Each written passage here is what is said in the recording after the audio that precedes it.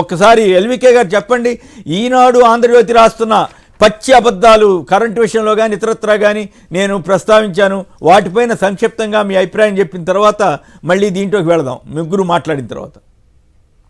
Sir నమస్కారం. ఒక 2 అంశాలు మీరు ఇటు ప్రస్తావించారు కాబట్టి డిఎస్సి గురించి, దాని గురించి. రైట్, శ్రీధర్ రెడ్డి గారు ఆయన మళ్ళీ లైన్లోకి వచ్చినప్పుడు తీసుకుందాం.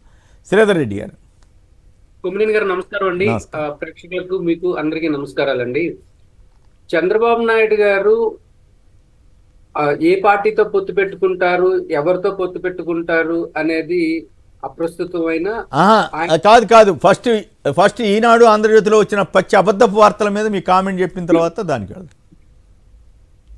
ఈనాడు ఒక సూటి ప్రశ్న అండి. ఇప్పుడు నిన్న బుగ్గన రాజేంద్రనాథ్ గారు కొన్ని ఇంపార్టెంట్ పాయింట్స్ చెప్పారు. ఏం చెప్పారంటే 52 రెవెన్యూ డివిజన్ లో ఉన్న వాటిని 77 చేశామన్నారు. కుప్పం రెవెన్యూ డివిజన్ చేయటం అబద్ధమా, అదేమన్నా బాగా కొట్టుకోవటమా, లేకపోతే 25 రెవెన్యూ డివిజన్స్ ని చంద్రబాబు నాయుడు 14 సంవత్సరాల్లో ఉన్నప్పుడు ఒక్కటి కూడా పెంచలేని చంద్రబాబు నాయుడు 77కు పెంచడం, జగన్ గారు పెంచడం అనేది అబద్ధమా?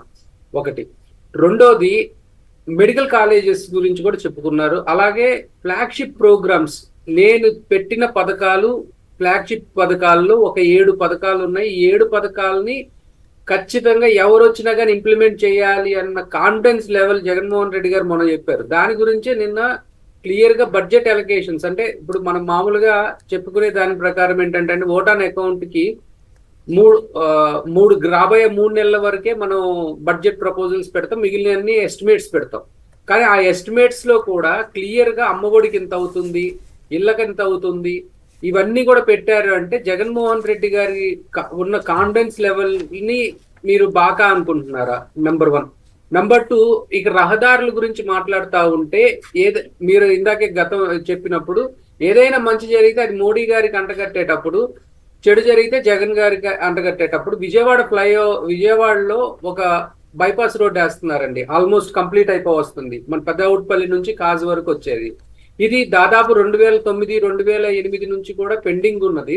చంద్రబాబు నాయుడు గారు కనీసం 4 సంవత్సరాల్లో ఒక్కసారి ఒక తట్ట మట్టి వేయటం కాదు కదా, కనీసం శంకుస్థాపన చేద్దామన్న ఆలోచన కూడా ఎందుకు రాలేదు? అది నేషనల్ హైవే కింద రాదా?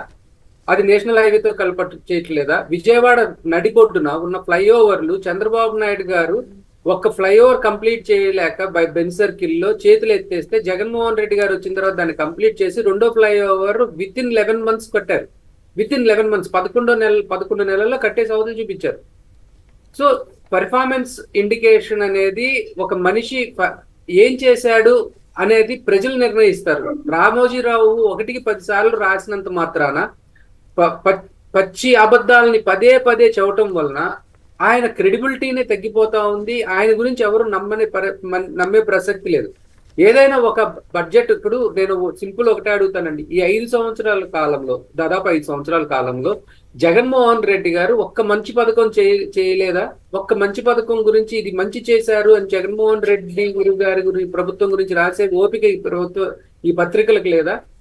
ఇవాళ రోజున చాలా మనం 2014 నుంచి 2019 లేక అంత ముందు పెన్షన్లు తీసుకోవాలంటే ఎండలో అలా నుంచొని ముసలి వాళ్ళు స్పృహత పడిపోయిన సందర్భాలు అనేకం ఉన్నాయి. ఇవాళ రోజు ఇంటికి తీసుకెళ్లి వాలంటీర్లు ఇస్తున్నారంటే అది సేవ కాదా?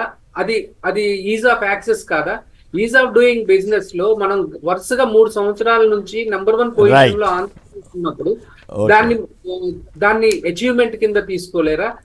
ఇవన్నీ సరే జగన్మోహన్ రెడ్డి గారు మీ ప్రకారం ఏదో అనుకుందాం, కానీ ఒక్క మంచి పని చేయలేదా? ఒక్క మంచి పని మరి దుర్మార్గంగా రాస్తున్నారు. రైట్. భాస్కర్ గారు గూడూరు నుంచి.